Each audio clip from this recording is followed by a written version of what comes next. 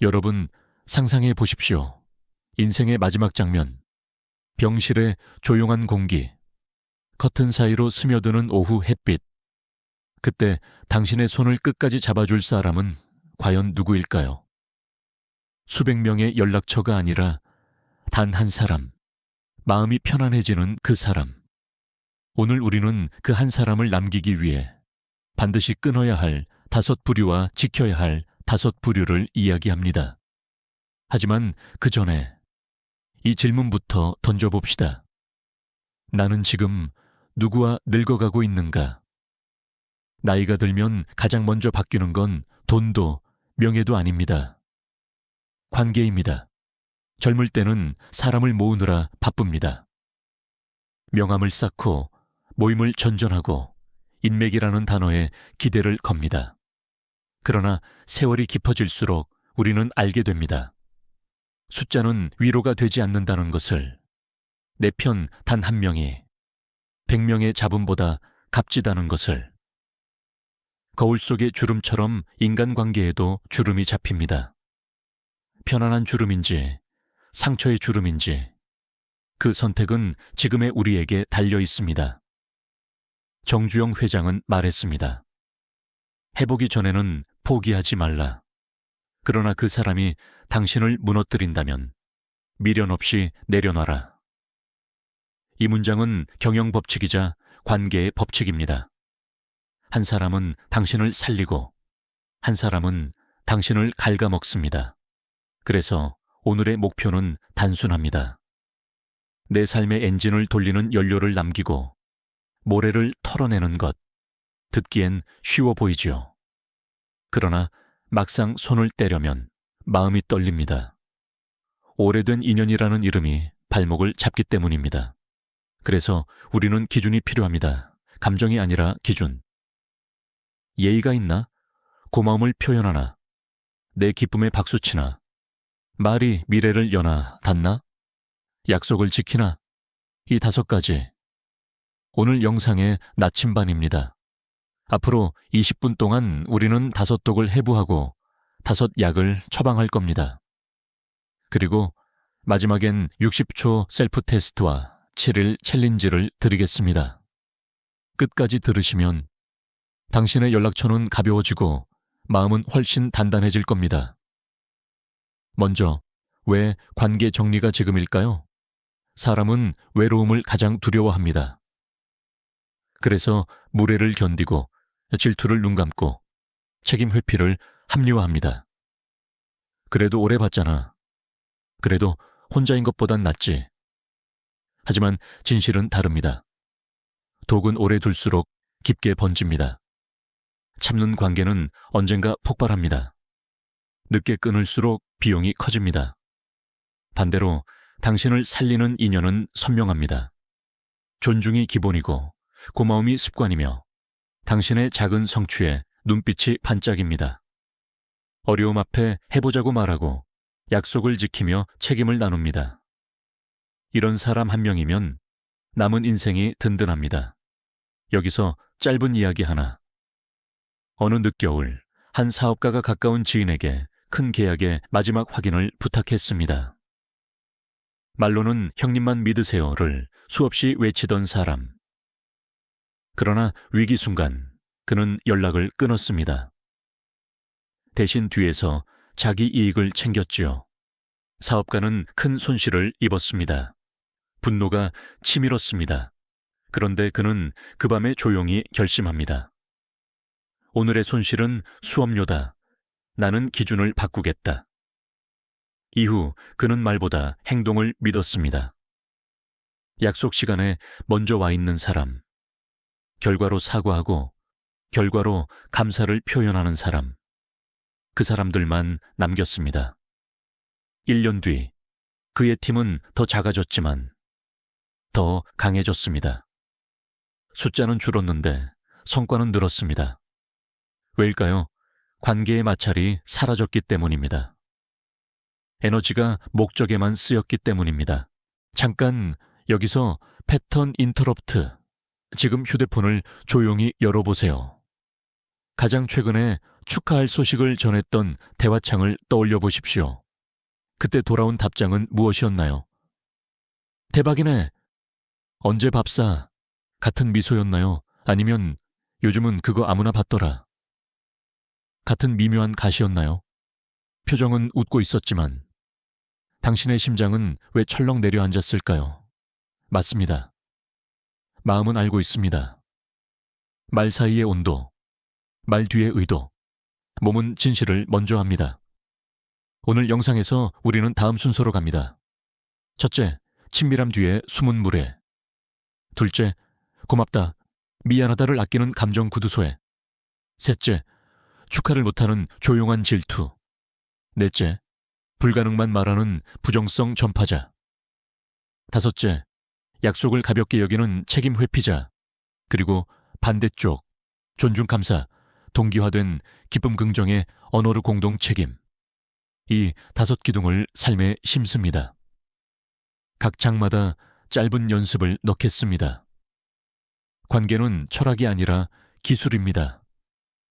훈련하면 달라집니다. 그렇다면 지금 당장 할 수 있는 첫 연습. 경계 문장을 만들어 두십시오. 무례가 들어올 때 우리는 얼어붙습니다. 웃으며 넘기다 집에 와서 후회하지요. 그래서 미리 준비합니다. 세 문장만 기억하면 됩니다. 그건 농담으로 듣기 어렵네요. 그 선은 넘지 말아주세요. 그 이야기는 여기서 멈출게요. 짧게, 차분하게, 반복 없이. 예의는 지키되 단호하게. 경계는 말로 그리지 않으면 상대의 습관이 당신의 규칙이 됩니다. 또 하나. 오늘 밤 감사 3통을 보내보세요. 억지로라도 괜찮습니다. 그날 그 말이 큰 힘이 됐습니다. 기다려줘서 고마웠습니다. 잔소리 같았지만 덕분에 결정했습니다. 놀라운 일이 벌어집니다. 진짜 인연이 반응합니다. 반대로 아무 일도 돌아오지 않는 사람도 있습니다.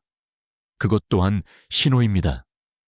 관계의 지도에서 색이 칠해지기 시작합니다. 진실은 조용히 드러납니다. 여기서 한 가지 경고. 관계 정리는 도끼질이 아닙니다. 복수도 아닙니다. 나를 지키는 선택일 뿐입니다. 상대를 바꾸려 애쓰지 마세요. 다만 내 거리를 조정하면 됩니다. 연락 빈도, 공유하는 정보의 깊이, 부탁의 범위. 그것만으로도 삶은 한결 가벼워집니다. 누군가를 악인으로 만들 필요도 없습니다. 다만 내 집 문턱의 높이를 조정할 뿐입니다. 그게 성숙입니다. 이제 다음 장으로 넘어가기 전 스스로에게 물어봅시다. 나는 그 사람 옆에서 웃고 있는가? 아니면 괜찮은 척을 하고 있는가? 진짜 친구는 내가 참아야 하는 사람이 아닙니다. 내 마음이 쉬어가는 사람입니다. 이 정의가 마음속에 자리 잡는 순간 선택은 쉬워집니다. 나이 들어 중요한 건 하루의 에너지 배치입니다. 빼앗기는 곳을 줄이고 불이 붙는 곳을 늘리는 것. 그것이 건강, 돈, 성취를 동시에 끌어올립니다. 관계는 모든 결과의 숨은 레버리지이니까요. 잠시 숨을 고르고 다음으로 갑니다. 파트 2에서는 첫 번째 독을 정면으로 다룹니다. 친하니까 라는 말 뒤에 숨은 무례. 장난이라는 이름으로 베이는 비수. 우리는 그 상황에서 얼지 않고 어떻게 말할 것인가를 구체적으로 훈련하겠습니다. 20초 롤플레이로 바로 써먹을 수 있는 문장을 드릴 겁니다. 끝까지 함께 해주세요. 그리고 이 주제가 마음에 와닿았다면 댓글에 한 글자만 남겨주세요. R 혹은 분명. 당신의 결심이 오늘 누군가에게 용기를 건넬지도 모릅니다. 자, 준비되셨나요? 이제 문턱을 세우는 법부터 시작합니다. 당신의 남은 시간은 소중합니다. 숫자가 아니라 한 사람의 깊이를 위해. 다음 장에서 뵙겠습니다. 여러분, 우리가 나이가 들수록 반드시 멀리해야 할 첫 번째 부류의 사람은 누구일까요? 바로 친밀함 뒤에 숨어 있는 무례한 사람입니다. 겉으로는 가까운 친구처럼 보이지만 실상은 선을 넘어 내 마음을 조금씩 깎아내리는 사람이지요. 정주영 회장은 말했습니다.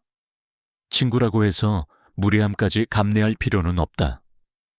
존중 없는 우정은 오래 갈수록 짐이 됩니다. 생각해 보십시오. 혹시 이런 경험 없으셨나요? 어느 모임 자리에서 오랜 친구가 농담처럼 던진 한마디가 가슴에 비수를 꽂은 적. 모두가 웃었지만 집에 돌아와서는 왜 그리 서운했는지 밤새 뒤척이며 생각했던 적. 그때 스스로에게 이렇게 합리화하지 않으셨나요? 뭐, 친하니까 괜찮아. 하지만 마음은 알고 있습니다. 그건 농담이 아니라 경계선을 무너뜨린 무례였습니다. 사람은 가까워질수록 진짜 얼굴이 드러납니다.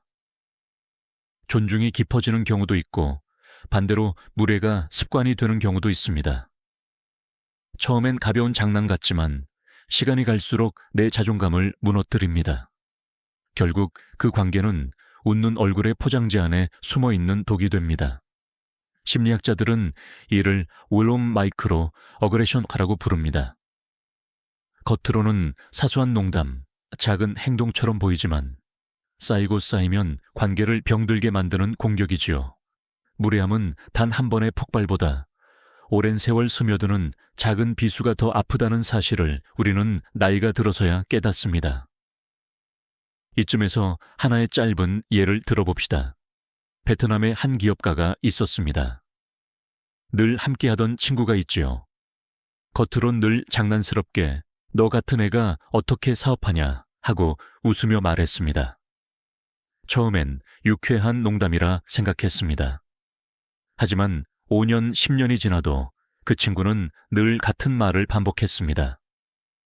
결국 그는 깨달았습니다. 이 사람은 내 성취를 축하해주는 것이 아니라 장난이라는 이름으로 늘 깎아내렸구나. 그날 그는 결심했습니다. 모임에 나가지 않기로. 대신 그 시간을 자신을 존중해주는 동료와 보내기로. 1년 뒤 그의 삶은 전혀 달라졌습니다. 이유는 단순했습니다. 무례의 그림자가 사라지자 자신감이 살아났기 때문입니다. 정주영 회장은 늘 말했습니다. 사람을 곁에 두면 천길 낭떠러지도 건널 수 있다. 그러나 잘못 두면 평평한 길에서도 넘어진다. 무례한 친구는 당신의 발목을 잡는 그림자입니다. 가까워 보이지만 실은 내 에너지를 가장 많이 갉아먹는 존재지요. 여기서 작은 훈련 하나를 해봅시다. 오늘 저녁 종이에 이 문장을 적어보세요. 나는 웃으면서 참아야 하는 사람을 친구라 부르지 않겠다. 짧은 문장이지만 마음속에 강력한 기준을 씁니다. 그리고 대비 훈련도 필요합니다. 누군가 농담이라는 이름으로 선을 넘을 때 어떻게 반응해야 할까요? 3가지 문장을 준비해 두십시오. 첫째, 그건 농담으로 듣기 어렵네요. 둘째, 그 선은 넘지 말아주세요. 셋째, 그 이야기는 여기서 멈출게요.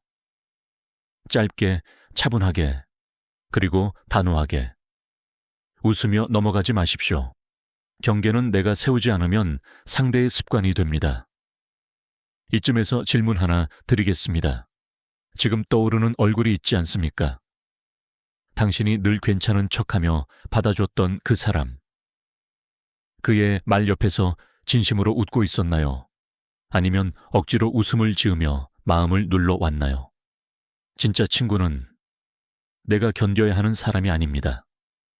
내 마음이 편안해지는 사람입니다. 다음으로 넘어갑니다. 2번째 부류. 그들은 더 조용하지만 더 무거운 짐을 남깁니다. 아무리 베풀어도 고맙다 한마디 없는 사람, 실수했을 때 미안하다라는 짧은 말조차 아끼는 사람. 바로 감정의 구두쇠입니다. 이 이야기는 파트 3에서 이어집니다. 여러분, 우리가 피해야 할 두 번째 부류는 바로 감정의 구두소에, 즉 고맙다와 미안하다를 아끼는 사람들입니다. 돈이 없는 건 괜찮습니다. 하지만 정이 없는 관계는 절대로 오래가지 못합니다. 정주영 회장도 말했습니다. 사람이 돈은 없어도 괜찮다. 그러나 정이 없으면 함께 갈 수 없다. 그 정은 어디서 시작됩니까? 바로 두 마디 말에서 시작됩니다. 고맙다. 그리고 미안하다. 생각해 보십시오. 내가 아무리 수고를 다해도 돌아오는 건 무심한 한마디뿐일 때, 도와줬는데 당연하다는 듯 넘어가는 사람, 혹은 내가 상처를 입었는데 끝내 사과 한마디 못하는 사람. 처음에는 별일 아니라고 여깁니다. 하지만 세월이 쌓이면 그 작은 말의 부재가 내 마음을 무겁게 짓누릅니다. 도움은 줬지만 기쁨은 사라지고 결국 남는 건 피로감뿐입니다. 여기서 잠깐 실제 사례 하나를 보겠습니다. 일본의 한 중소기업 팀을 연구한 하버드 경영대학원의 보고서에 따르면 감사를 습관적으로 표현하는 팀은 생산성이 무려 31% 높았습니다. 반면 감사 표현이 거의 없는 팀은 불신과 냉소가 빠르게 번졌고 이직률도 2배나 높았습니다. 작은 말 두 마디가 조직의 운명을 바꾸는 것입니다. 가정도, 우정도 마찬가지입니다. 철학자 루소는 이렇게 말했습니다.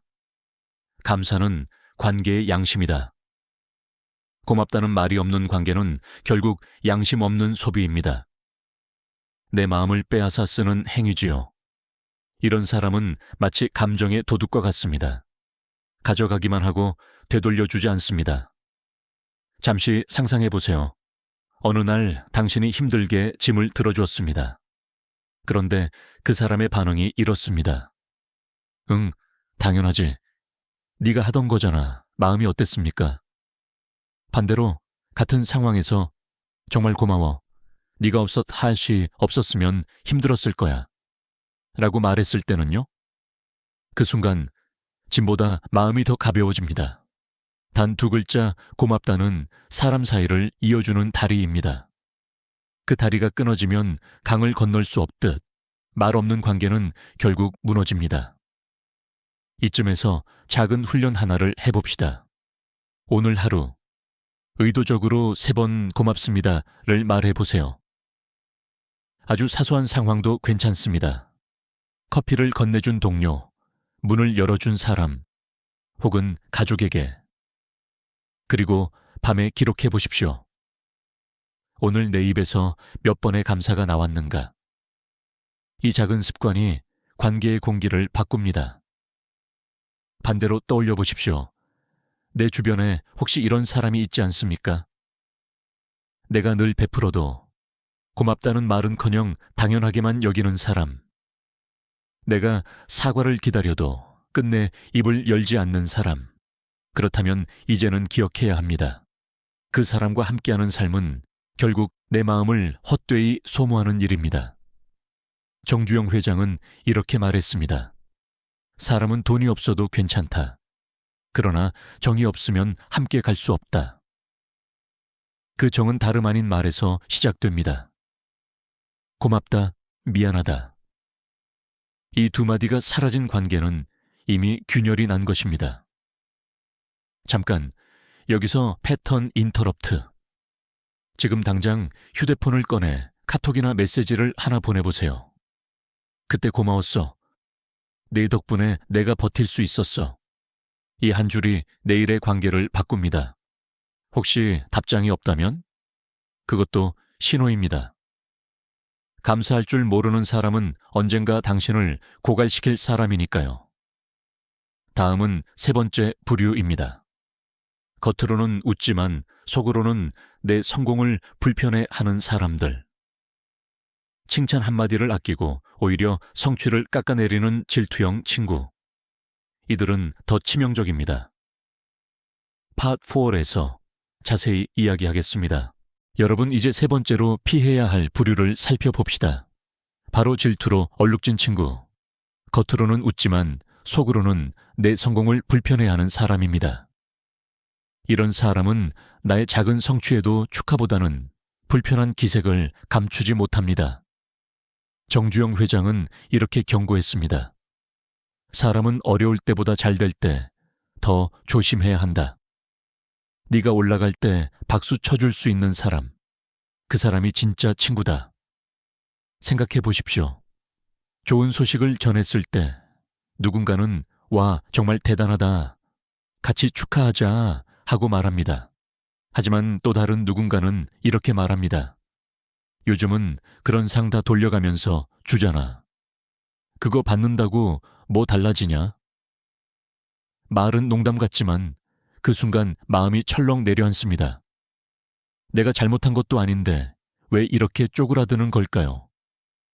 바로 상대의 질투가 무심코 흘러나왔기 때문입니다.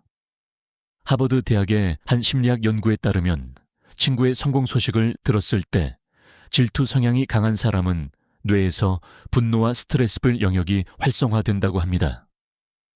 겉으로는 웃지만 속으로는 독을 삼키는 셈이지요. 이런 사람 곁에 오래 있으면 내 마음까지 병듭니다.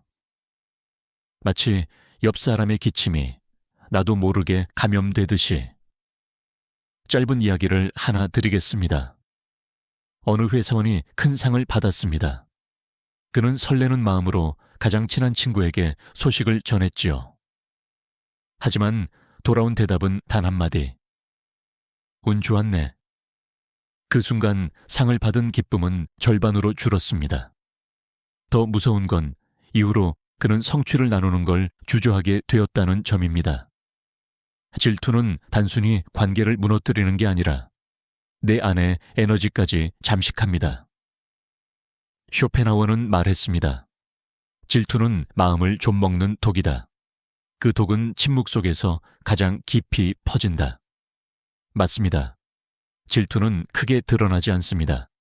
하지만 작은 표정, 억지 미소, 짧은 말투에 숨어 있습니다. 오래 두면 내 행복조차 조심스럽게 만들지요. 여기서 작은 훈련 하나 해보겠습니다. 최근 내가 성취했던 일을 하나 떠올려 보세요. 직장에서 칭찬을 받았거나 건강검진에서 좋은 결과가 나왔거나 혹은 작은 개인적 성취라도 괜찮습니다. 그 소식을 누구에게 전했을 때 가장 환하게 웃어주었습니까? 그리고 또 누구는 미묘하게 주제를 바꾸거나 불편한 기색을 보였습니까? 당신의 마음은 이미 알고 있습니다. 누가 진심으로 기뻐해주는 사람인지. 정주영 회장은 질투하는 사람을 멀리하고 작은 성공에도 함께 웃어주는 사람을 가까이 두었습니다. 그 선택이 자신을 지키는 지혜였던 것이죠. 우리도 같은 기준을 세워야 합니다. 진짜 친구는 나의 실패에만 눈물 흘려주는 사람이 아닙니다. 내 작은 기쁨에도 함께 웃어주는 사람입니다. 이쯤에서 잠깐 패턴 인터럽트. 지금 떠오르는 얼굴이 있나요? 혹시 내가 좋은 소식을 전할 때마다 눈빛이 흔들리던 그 사람. 만약 그렇다면 마음속에 이렇게 기록해 두십시오. 이 관계는 축복이 아니라 소모다. 이 단순한 문장이 앞으로의 선택을 지켜줄 것입니다. 다음은 네 번째 부류입니다. 더 은밀하지만 훨씬 파괴적이지요. 늘 부정적인 말만 쏟아내며 내 마음에 불씨마저 꺼뜨리는 사람들. 파트 5에서 이어가겠습니다. 여러분, 네 번째로 피해야 할 부류는 바로 부정적인 기운을 퍼뜨리는 사람입니다. 살아가다 보면 이런 사람이 반드시 곁에 생깁니다. 대화를 시작하면 항상 문제만 이야기합니다. 안 돼. 힘들어. 소용없어. 입에서 나오는 모든 말이 마치 내 마음의 엔진에 모래를 뿌리는 것 같습니다. 정주영 회장은 이렇게 말했습니다. 어려움이란 늘 있는 법이다. 그러나 그 어려움을 이유로 멈춰서는 사람과 함께라면 결국 나도 멈춰서게 된다. 그는 언제나 해봤어 라는 말을 입에 달고 살았습니다. 불가능해 보여도 시도해 보는 순간 길이 열릴 수 있다는 믿음이 있었기 때문입니다. 생각해 보십시오. 희망을 말하는 사람과 있으면 내 안의 불씨가 살아납니다. 그러나 부정적인 말만 하는 사람과 있으면 가슴속 불도 꺼져버립니다. 말은 단순한 소리가 아닙니다. 눈에 보이지 않는 기운이 되어 옆 사람의 마음을 흔듭니다. 실제로 심리학 연구에서도 밝혀졌습니다.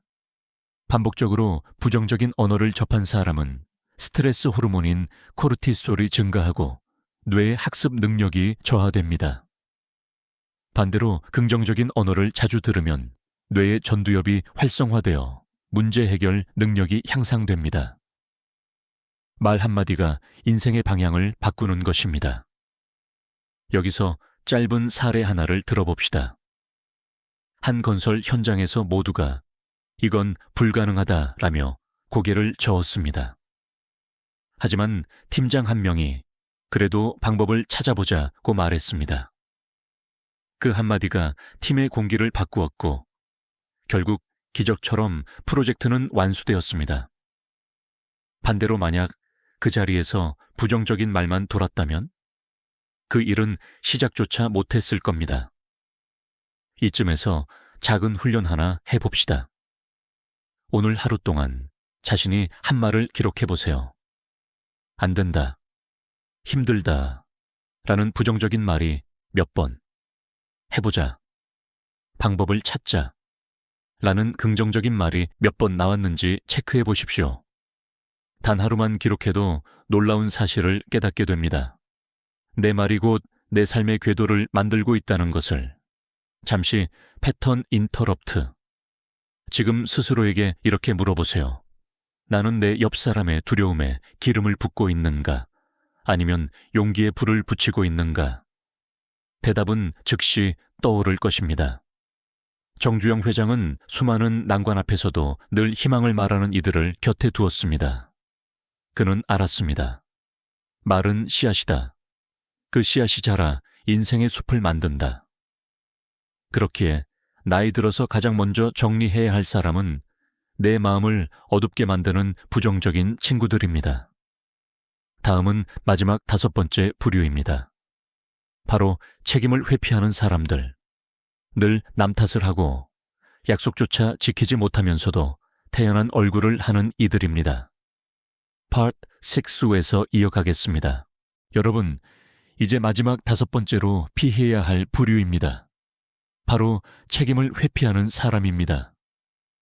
이들은 늘 잘못은 남 탓, 실패는 환경 탓, 약속조차 지키지 못하면서도 태연하게 웃습니다.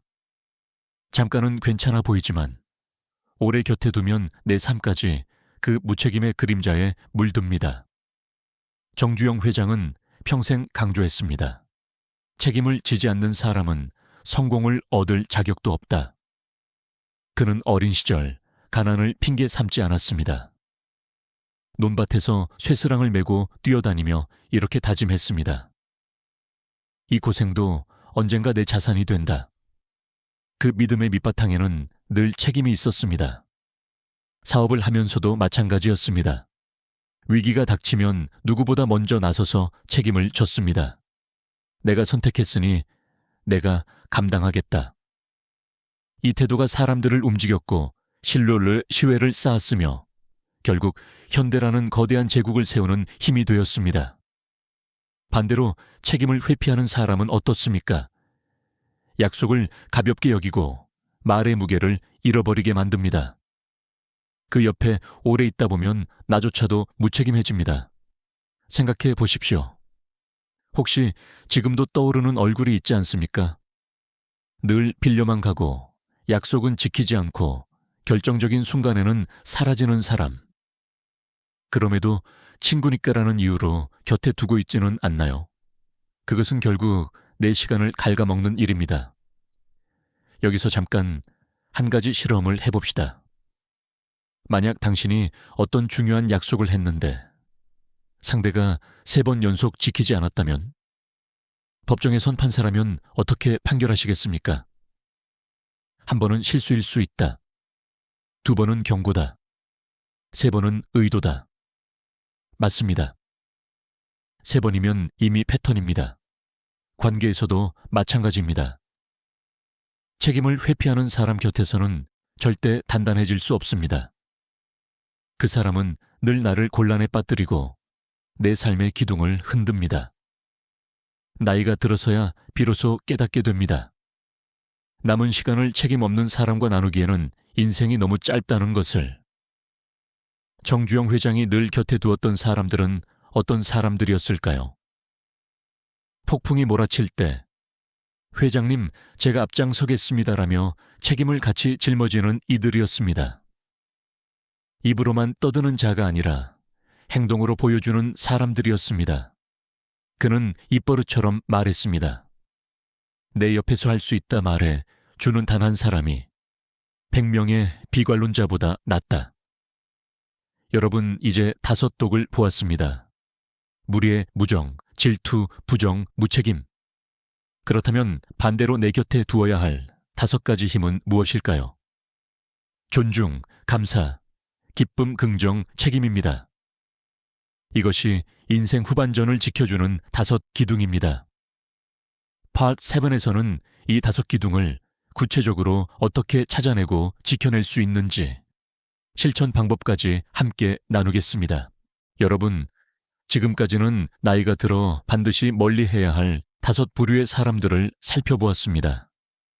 그렇다면 반대로 곁에 꼭 두어야 할 사람은 누구일까요? 정주영 회장은 이렇게 말했습니다. 사람을 잘 두면 천길 낭떠러지도 다리 놓고 건너지만 잘못 두면 평평한 길도 끝내 넘어지게 된다.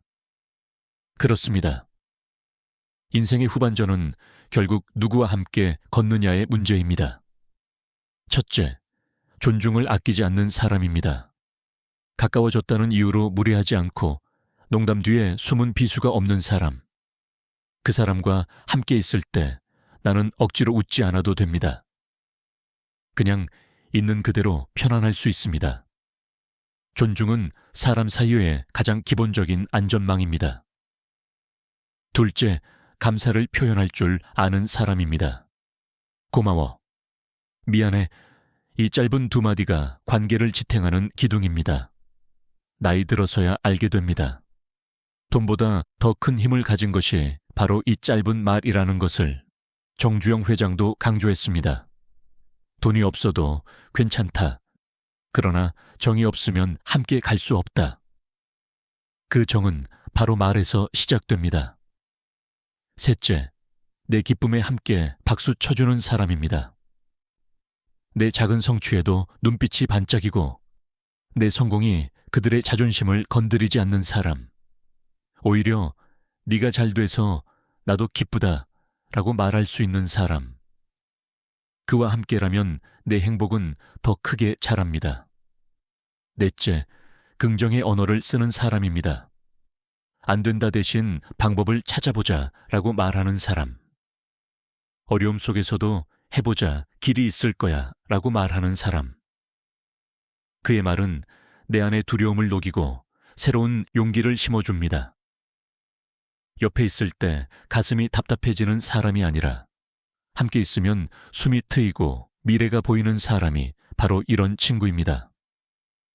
다섯째, 책임을 함께 짊어질 줄 아는 사람입니다. 나만의 짐이 아니라 함께 나누어 들며 걸어가는 사람. 약속을 지키고 위기 속에서도 등을 돌리지 않는 사람. 그런 사람과라면 어떤 폭풍도 두렵지 않습니다. 정주영 회장은 말했습니다. 책임은 무겁지만 그 무게가 사람을 단단히 세운다. 이 5가지를 기억하기 쉽게 5 손가락의 법칙. 아래로 정리해봅시다. 엄지는 존중, 검지는 감사, 중지는 기쁨, 약지는 긍정, 새끼손가락은 책임. 손을 펴보세요. 이 5가지가 다 모여야 손이 완전해집니다. 한 손가락이라도 빠지면 힘이 약해지듯 내 삶의 관계도 5 기둥이 다 있어야 견고합니다. 여기서 작은 훈련 하나. 오늘 밤 종이에 손바닥을 그려보세요. 각 손가락에 지금 떠오르는 사람의 이름을 적으십시오. 엄지에 존중하는 사람, 검지에 감사하는 사람, 중지에 기쁨을 함께 나누는 사람, 그리고 만약 비어있는 손가락이 있다면 그것이 당신이 앞으로 찾아야 할 인연입니다. 잠시 패턴 인터럽트. 지금 떠오르는 사람이 있다면 당장 메시지를 하나 보내보세요. 네가 있어서 내가 든든하다. 단 한 줄의 메시지가 그 사람의 마음에 평생 기억될 불씨가 될지도 모릅니다. 그리고 혹시 떠오르는 사람이 없다면 걱정 마십시오. 아직 늦지 않았습니다. 내 태도가 바뀌면 반드시 그런 사람을 만나게 됩니다. 여러분, 여기서 중요한 점 하나. 이 5기둥은 남에게만 요구하는 게 아닙니다. 내가 먼저 존중하고, 내가 먼저 감사하며, 내가 먼저 축하하고, 내가 먼저 긍정을 말하며, 내가 먼저 책임지는 것. 결국 비슷한 에너지가 끌어당깁니다. 내가 어떤 사람이 되느냐에 따라 내 곁에 어떤 사람들이 모이는지가 결정됩니다. 다음 파트 할에서는 더 깊은 이야기를 나눕니다. 아무리 좋은 인연이 있어도 결국 홀로 설 수 있는 힘이 없다면 관계는 오래 가지 못합니다. 왜 홀로 서기가 인생 후반의 필수 훈련인지, 그리고 그것이 어떻게 진짜 인연을 가려내는 기준이 되는지 함께 살펴보겠습니다. 여러분, 이제 한 가지 중요한 진실을 이야기해야 합니다. 아무리 좋은 사람을 곁에 두어도 결국 홀로 설 수 있는 힘이 없다면 관계는 오래가지 못한다는 사실입니다. 정주영 회장은 이렇게 말했습니다. 사람을 의지하되 사람에게 매달리지 마라. 언제든 혼자 일어설 수 있어야 한다. 왜일까요? 사람은 결국 불완전합니다. 아무리 가까운 인연이라 해도 끝까지 함께할 수 없는 순간이 반드시 찾아옵니다. 그때 내가 홀로 버틸 힘이 없다면 내 인생은 쉽게 무너집니다. 그래서 홀로 서기는 고독이 아니라 관계를 지키는 최소한의 울타리입니다. 잠시 상상해 보십시오. 한밤중 병실에 혼자 앉아있는 노인. 곁에 아무도 없습니다. 하지만 그의 눈빛은 흔들리지 않습니다. 왜냐하면 그는 이미 평생 동안 혼자 설 줄 알았던 사람이기 때문입니다. 반대로 화려한 인맥을 자랑하던 사람이 막상 위기 앞에서는 무너집니다. 이유는 단순합니다. 홀로 버티는 근육을 기르지 않았기 때문입니다. 철학자 파스칼은 말했습니다. 인간은 자기 안에서 평화를 찾지 못하면 어디서도 평화를 찾을 수 없다. 맞습니다. 관계의 평화도 결국 내 안에서 출발합니다. 내가 단단해야 무례한 사람을 멀리할 용기도 생기고 감사할 줄 아는 인연을 알아보는 눈도 열립니다. 여기서 작은 훈련 하나 해보겠습니다. 4가지 자기 충전 습관입니다. 첫째, 몸 바디. 매일 20분만 걷거나 스트레칭을 하십시오. 체력이 곧 자립심입니다. 둘째, 호흡 브레스. 힘들 때는 4함4 호흡법을 써보세요. 4초 들이마시고 4초 멈추고 4초 내쉬기. 단 1분이면 마음이 고요해집니다. 셋째, 마음 마인드. 하루에 감사일기를 3줄만 쓰세요. 스스로에게 힘을 주는 습관입니다. 넷째, 지혜, 위스덤. 하루에 한 페이지라도 좋은 글을 읽으세요. 생각이 깊어져줘야 혼자 있을 때도 흔들리지 않습니다. 이 4가지 습관이 바로 홀로 서기의 기초 체력입니다. 관계는 마라톤과 같습니다. 내가 기초 체력이 없다면 아무리 좋은 동반자도 함께 완주할 수 없습니다. 잠깐 패턴 인터럽트. 지금 10초만 함께 호흡해 보겠습니다. 숨을 깊게 들이마시고 하나, 둘, 셋, 넷. 멈추고 하나, 둘, 셋, 넷. 내쉬고 하나, 둘, 셋, 넷. 어떻습니까? 마음이 조금은 가벼워지지 않았나요? 이렇게 간단한 연습 하나로도 우리는 홀로 버틸 힘을 기를 수 있습니다. 정주영 회장은 젊은 시절 쌀 한 톨 살 돈이 없어도 남 탓을 하지 않았습니다. 내가 감당한다 는 마음으로 살았기에 결국 현대를 세울 수 있었습니다. 그의 고독이 근육이 되었던 것입니다. 여러분, 이제 관계의 정리를 두려워하지 마십시오. 무례한 사람, 질투하는 사람, 무책임한 사람을 끊지 못하는 이유는 외로움 때문입니다. 그러나 진짜 외로움은 혼자가 아니라 독을 곁에 두는 것입니다. 홀로 설 수 있는 용기를 가진 사람만이 진짜 인연을 곁에 둘 자격이 있습니다. 이제 마지막 파트 9에서는 이 모든 이야기를 실제로 삶에 적용할 수 있는 방법을 드리겠습니다. 단 60초면 할 수 있는 셀프 테스트와 7일 동안 따라하면 관계가 달라지는 실천 챌린지입니다. 당신의 인생을 단단하게 만드는 마지막 열쇠가 될 것입니다. 여러분, 이제 마지막입니다. 지금까지 5부류의 독을 멀리하고 5가지 힘을 곁에 두는 법을 이야기했습니다. 하지만 듣는 것만으로는 삶이 달라지지 않습니다. 이제 직접 점검하고 실천해야 합니다. 그래서 오늘 드리는 선물은 2가지입니다. 하나는 60초 셀프 테스트, 다른 하나는 7일 관계 챌린지입니다. 먼저 60초 셀프 테스트입니다. 종이와 펜을 준비하세요. 5가지 질문을 드리겠습니다. 각 질문에 예, yes, 아니요, no. 로만 답해 보십시오. 첫째, 그 사람은 친하다는 이유로 내 마음을 자주 무시하거나 농담으로 상처를 주는가? 둘째, 고맙다 미안하다를 거의 하지 않는가? 셋째, 내 좋은 소식을 전했을 때 진심으로 기뻐하기보다 불편해하는가? 넷째, 대화할 때 항상 안 된다, 힘들다, 소용없다 같은 말을 반복하는가? 다섯째, 약속을 지키지 않고 늘 남 탓을 하는가? 만약 3개 이상 예라고 답했다면 그 관계는 이미 경고등이 켜진 것입니다. 2개라면 주의가 필요합니다. 1개라면 조정의 여지가 있지만 반드시 선을 세워야 합니다. 이 짧은 테스트가 관계의 지도를 바꾸는 첫 걸음입니다. 이제 2번째, 7일 관계 챌린지입니다. 단 일주일만 해보십시오. 1일차, 당신을 무겁게 하는 관계 하나를 적으세요. 그리고 그 사람과의 대화를 하루 동안 멈추어 보세요. 2일차, 무례를 견딘 적이 있다면 그 상황을 떠올리고 오늘부터는 미리 준비한 경계 문장을 입으로 소리내어 연습하세요. 3일차, 오늘 3번 의도적으로 고맙습니다를 말하세요. 아주 사소한 일에도. 4일차, 누군가의 성취를 들으면 크게 웃으며 정말 잘했다 라고 축하해보세요. 그때 당신의 마음도 환해질 것입니다.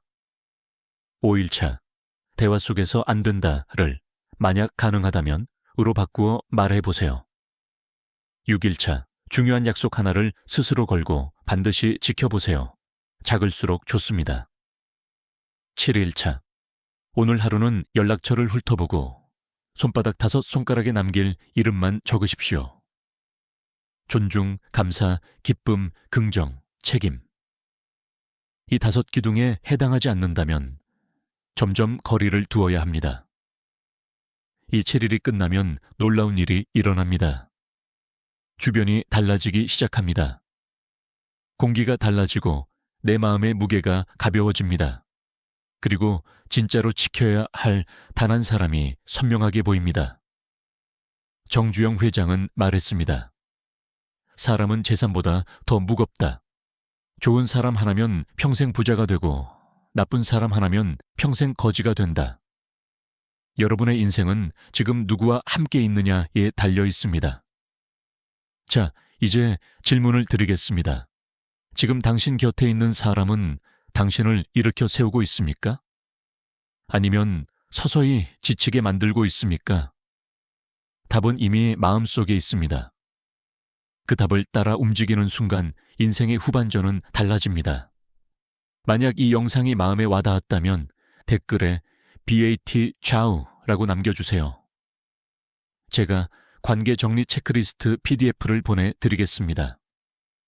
그리고 구독을 눌러두시면 매주 새로운 이야기와 함께 당신의 삶을 지켜낼 지혜를 나눌 수 있습니다. 끝으로 이 말을 남깁니다. 인생의 마지막 무대에서 남는 것은 화려한 업적도, 재산도 아닙니다. 끝까지 내 손을 잡아주는 단 한 사람, 그리고 흔들리지 않고 서 있는 나 자신입니다.